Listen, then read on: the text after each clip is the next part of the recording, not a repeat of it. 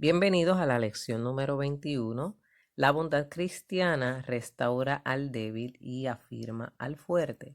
El texto central se encuentra en Ruth capítulo 3, verso 10, que dice: Y él dijo: Bendita seas tú de Jehová, hija mía. Has hecho mejor tu postrera bondad que la primera, no yendo en busca de los jóvenes, sean pobres o ricos. El pensamiento central dice: Por la bondad de Dios recibimos misericordia, no porque lo merezcamos, sino porque Dios es bueno. Y la lectura de esta lección va a estar en Gálatas capítulo 6, versos del 1 al 10. Los objetivos de esta lección son mirar de distinta manera su temple espiritual en el difícil ministerio de la corrección fraternal. Estar preparado para actuar con mansedumbre en todos sus actos de fe y mostrar su capacidad y generosidad en cuanto a dar y hacer el bien. La clase se divide en 4 partes. La primera: antes de condenar a alguien, considera tu propia condición espiritual.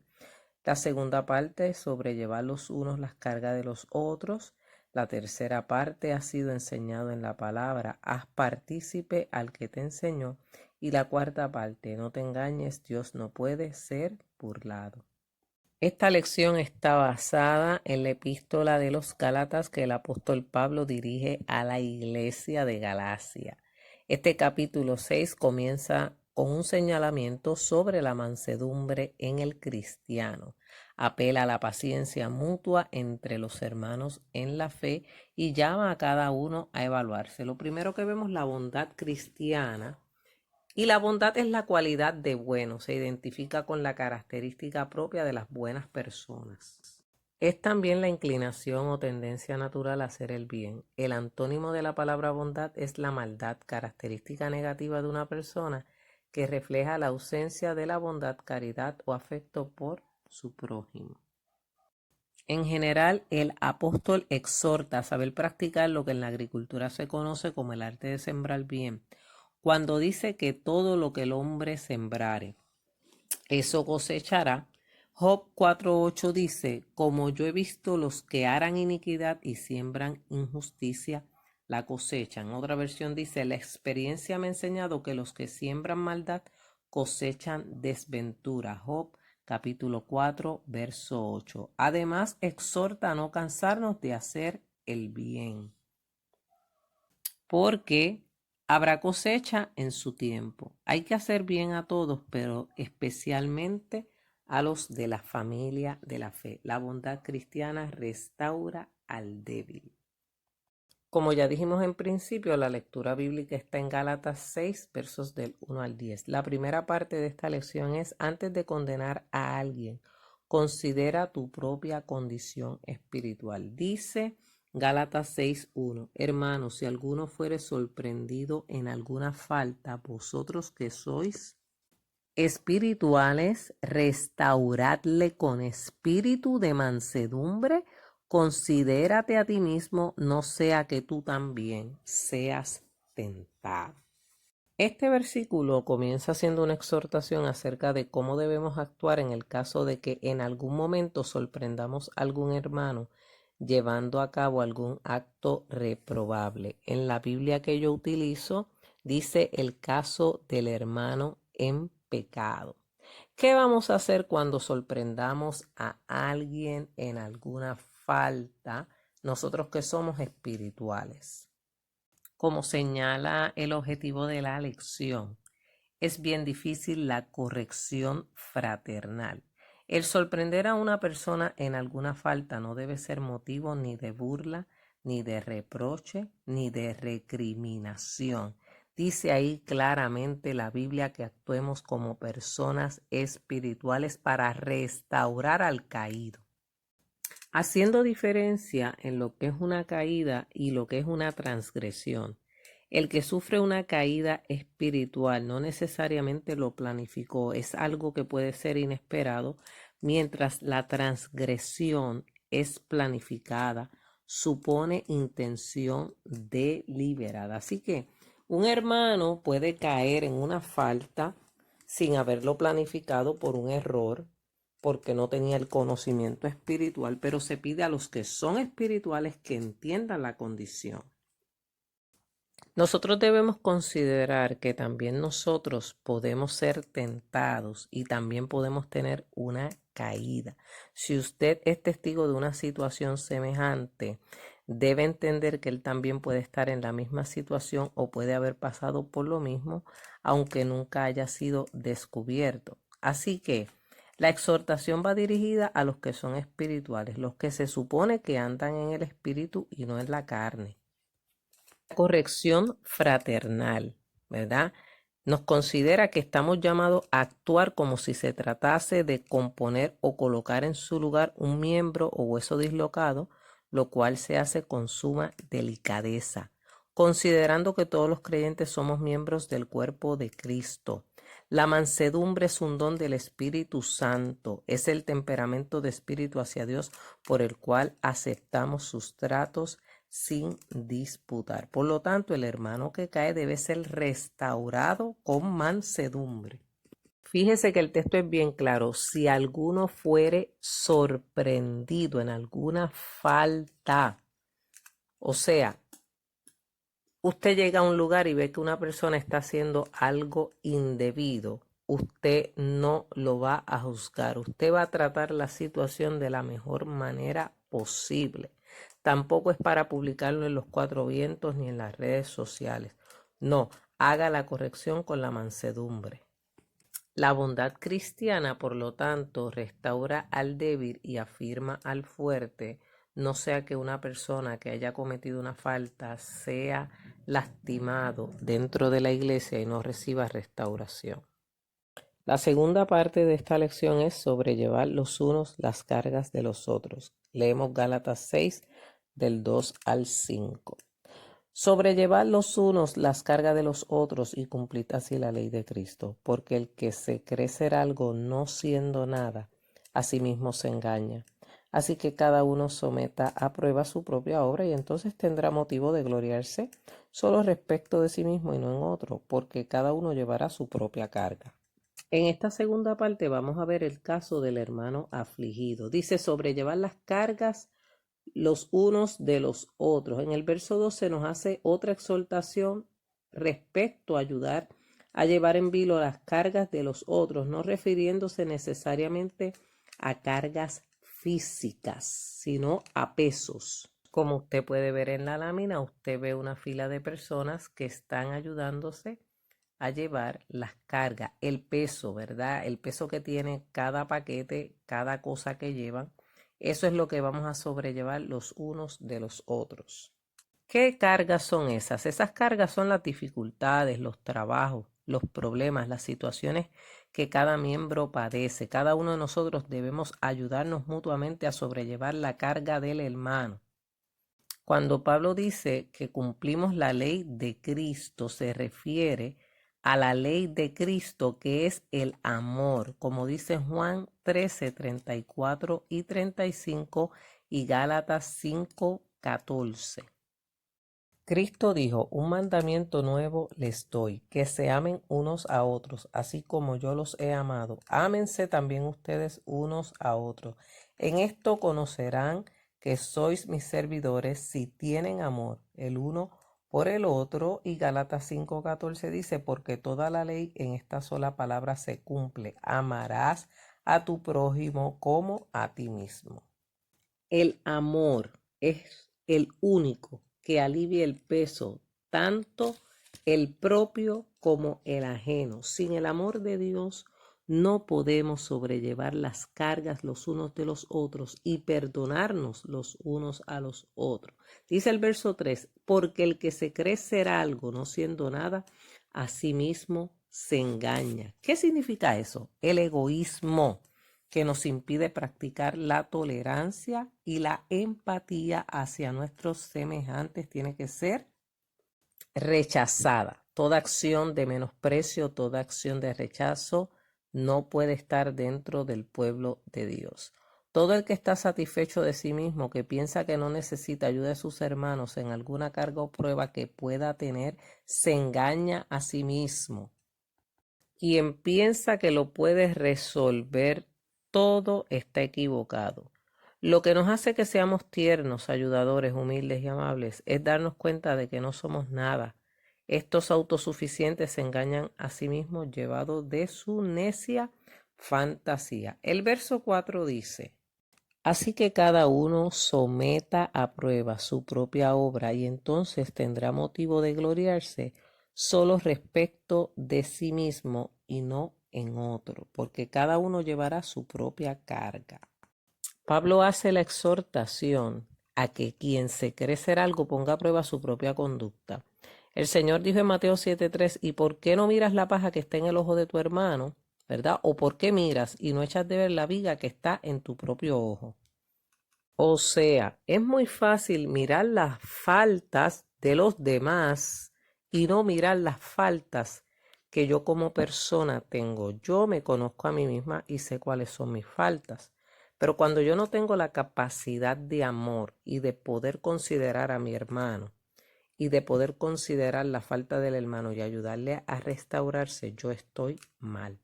Cristo dijo en Mateo 7:1, no juzguéis para que no seáis juzgados, porque con el juicio con que juzgáis seréis juzgados, y con la medida con que medís os será medido, aduciendo a aquellos que piensan que son algo o que no tienen de qué avergonzarse o que no necesitan ayuda de nadie. Es muy fácil señalar y apuntar con nuestro dedo, pero no nos damos cuenta que hacia nosotros señalan los demás dedos de la mano. Es como dicen en mi barrio, el que tiene techo de cristal no tira piedra porque usted no sabe cómo será juzgado. El verso 5 dice, cada uno llevará su propia carga. Usted va a llevar el peso de sus acciones. La tercera parte de la lección es, has sido enseñado en la palabra, haz partícipe al que te enseñó. Gálatas 6:6 dice, el que es enseñado en la palabra, haga partícipe de toda cosa buena al que lo instruye. En este verso 6 encontramos la exhortación de hacer el bien en el contexto que habla de la siembra y la cosecha. El que es enseñado en la palabra, haga partícipe de toda cosa buena al que lo enseñó. Se puede pensar que el texto se refiere a que el enseñado debe hacer partícipe al que lo enseña de las cosas materiales, pero realmente a las cosas buenas que se refiere son aquellas cosas que traen salvación. No se refiere necesariamente a ninguna contribución material del alumno al maestro. El que instruye tiene esas cosas buenas, el que es instruido participa de ellas. Las riquezas están en poder del maestro de la palabra y la pobreza está con el alumno y éste ha de practicar compañerismo con el maestro para enriquecerse. Así que reconozcamos a los que nos enseñan la palabra de Dios. La cuarta parte de esta lección es no te engañes, Dios no puede ser burlado. Leemos Gálatas 6 del 7 al 10. No os engañéis, Dios no puede ser burlado, pues todo lo que el hombre sembrare, eso también segará, porque el que siembra para la carne, de la carne segará corrupción. Mas el que siembra para el espíritu, del espíritu segará vida eterna. No nos cansemos pues de hacer bien, porque a su tiempo segaremos si no desmayamos. Así que, según tengamos oportunidad, hagamos bien a todos y mayormente a los de la familia de la fe. Lo que se expone en los versos 7 y 8 tiene que ver con la relación del hombre con Dios. ¿Cuánta seriedad pondrá el hombre en su trato con el Salvador? Pablo nos advierte a no autoengañarnos porque Dios, que es omnisciente, no puede ser burlado. Él no permite que se le engañe con palabras vanas, juzgará según las obras que son semillas sembradas para la eternidad de gozo o de tristeza. A Dios no se le impresiona con excusas. Por eso el Salmo 50:21, ¿verdad? Habla sobre esto. Y 2 Corintios 9:6 dice, pero esto digo, el que siembra escasamente también segará escasamente, y el que siembra generosamente, generosamente también segará. Así que si nuestras obras son semillas que se siembran para la eternidad, el consejo es a no vivir engañados por nuestra propia concupiscencia, sino que sembremos semillas que produzcan frutos dignos de arrepentimiento. Lo que sembramos de ninguna manera puede ser de forma egoísta, pensando en ser nosotros los únicos beneficiados. Solo ciegan la vida eterna los que siembran para el espíritu. Por lo mismo Pablo recalca que el que siembra para la carne, de la carne cosechará corrupción. acordémonos que lo que implica la carne no es meramente el cuerpo que tenemos, sino más bien a la vieja naturaleza que ostentábamos antes de ser rescatados por Cristo, mas el que siembra para el Espíritu la nueva naturaleza del creyente, después de la redención del Espíritu segará vida eterna. No se refiere al Espíritu Santo, sino a esas dos naturalezas que se manifiestan en todos los hombres. El verso 9 nos invita a que no nos cansemos de hacer bien. Esto hace una clara referencia a la perseverancia en el bien, usando el mismo principio del verso 8 sobre la siembra y la cosecha. Hay quienes comienzan bien, pero con el tiempo se cansan y abandonan la práctica de hacer bien siempre. No nos referimos a hacer favores, sino a hacer lo que Dios dice en su palabra.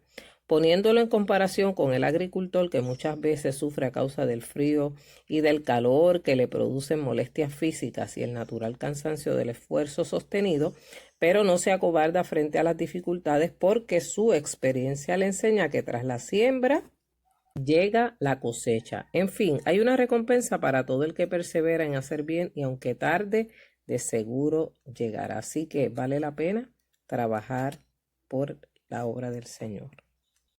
Pablo cierra la exhortación de este capítulo diciendo, así que según tengamos oportunidad, hagamos el bien a todos y mayormente a los de la familia de la fe. Es el verso 10. Miremos que Pablo no dijo que según tuviésemos tiempo, dijo según tengamos oportunidad. Mientras tenemos vida siempre tenemos tiempo, pero no siempre tenemos oportunidades de hacer bien, las cuales se deben aprovechar cuando vienen porque las mismas nunca vuelven. Podrán venir otras similares o diferentes, pero las que pasaron sin ser aprovechadas no volverán nunca y de ellas el Señor nos pedirá cuenta. Santiago 4:17 dice, aquel pues que sabe hacer lo bueno y no lo hace, le es pecado. Hemos estudiado la lección La bondad cristiana restaura al débil y afirma al fuerte. En ella hemos tratado de demostrar cómo se manifiesta el don de mansedumbre cuando hacemos bien entre los hermanos en un contexto de la siembra y la cosecha. Fíjese que el texto central está en Ruth 3:10 y habla del momento en que Noemí alaba la bondad de Ruth. Le dice, bendita seas tú de Jehová, hija mía. Has hecho mejor tu postrera bondad que la primera, no yendo en busca de los jóvenes, sean pobres o ricos. La primera bondad de Ruth fue auxiliar a su suegra, quien había quedado viuda y quien había perdido sus 2 hijos. La segunda bondad de Ruth fue poder conseguir casarse con Booz y redimir a su suegra de igual manera que ella fue redimida para que así no se perdiera su descendencia y ella pudiera ser sustentada hasta su ancianidad. Qué ejemplo maravilloso de la bondad cristiana, de la bondad de Dios. Una mujer extranjera que recibe a Dios en su corazón y decide restaurar a la débil Noemí, a la amargada Noemí y afirmarse en el Señor. Ciertamente, quizá la decisión de Noemí no fue la mejor, pero Ruth no la reprocha, sencillamente, como dice el apóstol Pablo, nos exhorta a que cuando tengamos que corregir a algún hermano tomado en alguna falta, lo hagamos con mansedumbre, pensando que nosotros también pudiéramos cometer faltas. El hecho de pensar que nosotros no caigamos o que vamos a estar seguros no nos libra de caer en alguna tentación. El que cree que esté firme, mire que no caiga. Antes de juzgar a los demás, tenemos que examinarnos a nosotros mismos. No mire la paja del ojo ajeno. Mire el suyo primero y afírmese con el Señor. A los que son enseñados en la palabra, ¿verdad? A ser partícipes de toda cosa buena, el que lo enseñó. No se refiere a cosas materiales como lo dijimos antes, sino a todo aquello que lleve a la salvación. Amén. Que exalte el nombre de Cristo. Hay que cosechar, hay que sembrar bien para cosechar bien. Así que terminamos esta lección invitándolos a no desperdiciar ninguna oportunidad de hacer bien a todos, pero en especial a los de la familia de la fe. Cuando algún hermano esté en necesidad, cuando algún hermano nos necesite, Nosotros como creyentes debemos acudir con la bondad cristiana y restaurarla en el amor de Dios.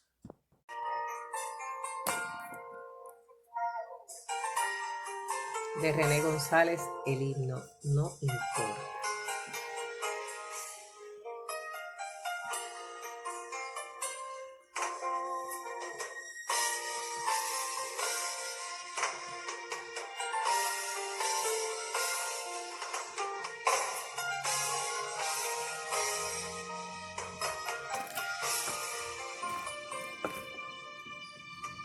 Cada tropiezo que has tenido en tu caminar no debe detener tu avanzada, tú puedes llegar.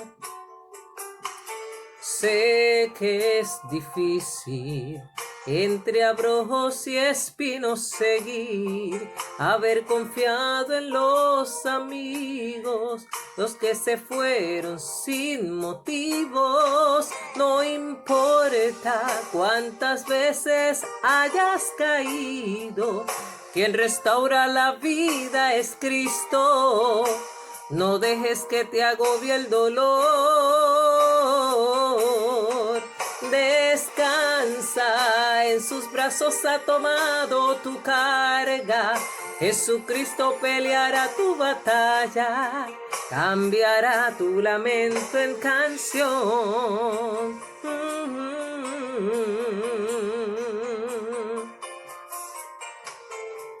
No tengas miedo, las tinieblas no te cubrirán.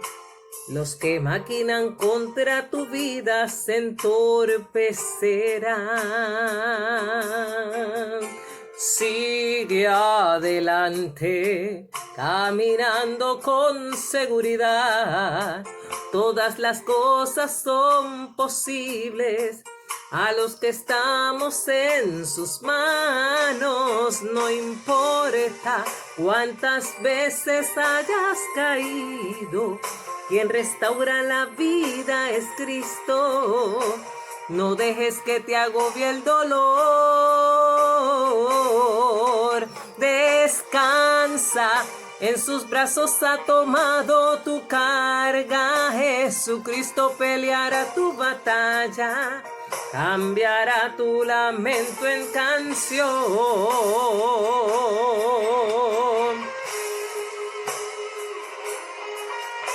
Él es el Dios que restaura.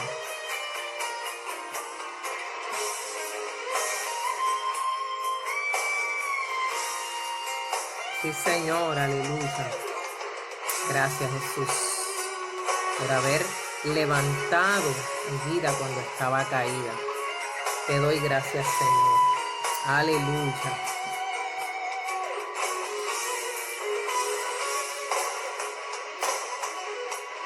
No importa cuántas veces hayas caído, quien restaura la vida es Cristo. No dejes que te agobie el dolor. Descansa, en sus brazos ha tomado tu carga. Jesucristo peleará tu batalla, cambiará tu lamento en canción.